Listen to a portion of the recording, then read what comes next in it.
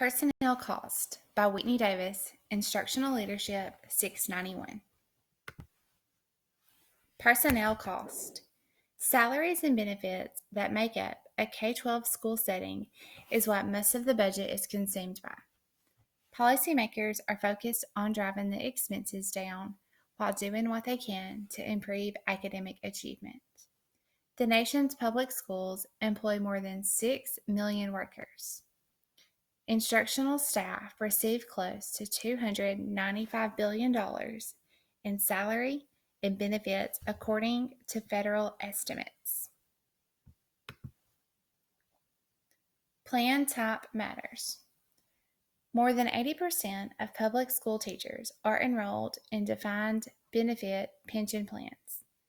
This is where both employees and employers make contributions to their pension, and workers are guaranteed a set amount once they retire.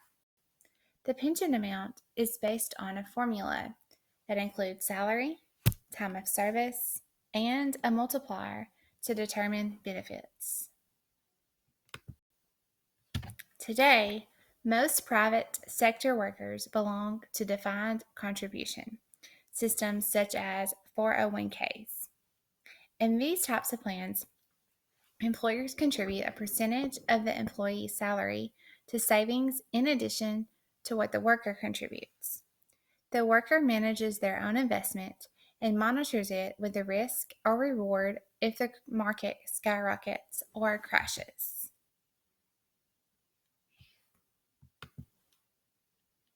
Where does our funding come from? States provide nearly half of public school funding. Share of total K-12 education funding in 2016. So this is a chart that I found, and I thought it was able to really show how most of our funding does come from this state. If you look at the pie chart, almost half of the money is by the state revenue, 47%. Only 8% is funded by federal revenue, and then 45% is local revenue. Health insurance. Health insurance for employees has been a concern for states and districts for years. School employees' health insurance make up about 8% of education spending. Research states that the cost has been rising to 10% to 15% annually. Retirement Systems of Alabama. Alabama's teacher insurance is provided by Public Education Employees Health Insurance Plan, also known as PHIP. The Public Education Employees Health Insurance Plan, or PHIP for short, was established in 1983 to provide quality healthcare insurance benefits for the health and well-being of members. Being an RSA and PHIP member has many benefits, including hotel stays in various Marriotts across Alabama. Why is our personnel cost important to us as educators? Let's look closely into what makes up the personnel cost for Alabama educators. So this is a snippet from a larger chart that I found online that included all the states. So I created one that was specifically focusing on Alabama. So looking at this, it breaks down the money that is spent. So we're going to look at total per pupil or student spending is $9,236. The total spending is $6,907,539. Instruction spent per student, $5,257. The total instruction spent is $3,865,453. Support services per student is $3,321, and the total support services spent is $2,439,634. Now this is based off of public school systems in Alabama. Why is our personnel cost important to us as educators? Benefits. Benefits is one of the biggest things that teachers look forward to. Other than having the opportunity to work with children, we get summers off, and most of the time, everyone thinks that we have really good benefits. So we're going to look further into that. Teachers Retirement System of Alabama. The TRS is a benefit plan under Section 401A of the Internal Revenue Code. Employees who are eligible are categorized under two sections, Tier 1 or Tier 2. The differences between the two categories are very different and can have a huge effect on teachers and their long-term goals as educators, depending on which category they fall under. Differences between a Tier 1 and Tier 2 employee. So I created a chart where we're going to look at the differences between being a Tier 1 employee versus being a Tier 2 employee. Tier 1 employee is anyone who was hired prior to January 1st, 2013. Tier 2 is anyone who was hired on or after January the 1st, 2013. Now, this includes if you were first hired as a support staff, as an aide, and then later hired as a teacher. That's kind of where I fall. I was hired as a teacher after 2013, but I was hired as a support staff, as an aide, prior to 2013. So because I was hired in the Retirement Systems of Alabama system prior to that date, I'm still Tier 1.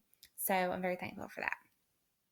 Member contribution rates, 7.5% for regular employees and 6% for regular employees for Tier 2. Employer contribution rate for Tier 1 is 12.43%, Tier 2, 11.34%. The biggest discussion for Tier 1 employees versus Tier 2 is when they are able to retire. So we're going to look at the retirement eligibility. When you're a Tier 1, you may retire after 25 years of service at any age. If you start your career later in life, then you may retire after 10 years of service at the age of 60. Now, Tier 2 employees, they cannot retire after 25 years of service unless they are 62. You can retire at 62 after 10 years of service, but you have to at least have 62 years of service no matter what. You must be 62 years of age, no matter what, to retire with the Tier 2. Retirement factor, Tier 1 is a little over 2%, and Tier 2 is a little bit over 1%. Average final salary, the average of the highest 3 years of the last 10 years with Tier 1. Tier 2 is the average of the highest 5 years in the last 10 years. A benefit cap, there is not one for Tier 1, and for Tier 2, it's 80% of your average final salary. Retirement contributions on overtime pay for Tier 1, earnable compensation cannot exceed 120% of base pay. Tier 2, earnable compensation cannot exceed 125% of base pay. Sick leave conversion. Yes, there is one for Tier 2, no for Tier 1. And then FLC bonus year, yes for Tier 1 and no for Tier 2. Key points. One of the major key points when it comes to personnel costs in education is teacher salary. In Alabama, teachers are paid based on a years of experience step scale system. Although various systems vary slightly, most are pretty similar. In Lauderdale County, our step scale is determined on years of experience shown to the left, as well as the earned degree, bachelor's, master's, EDS, and doctorate. So the way the step scale works is you would get your raise once you complete your second year going into your third year. So for me, I'm about to complete my 5th year of classroom teaching. So I will not get my raise until next year once I complete my 6th year. Sick and personal leave. Sick leave. Teachers earn 1 day per month, September through May. If you use all of your sick days and you are on a medical leave, you may borrow from the sick bank. You are not allowed to use days from the sick bank unless you are a member of the sick bank. Upon doing so, you must apply for catastrophic leave, which would then allow coworkers to donate days to you as needed. Personal leave.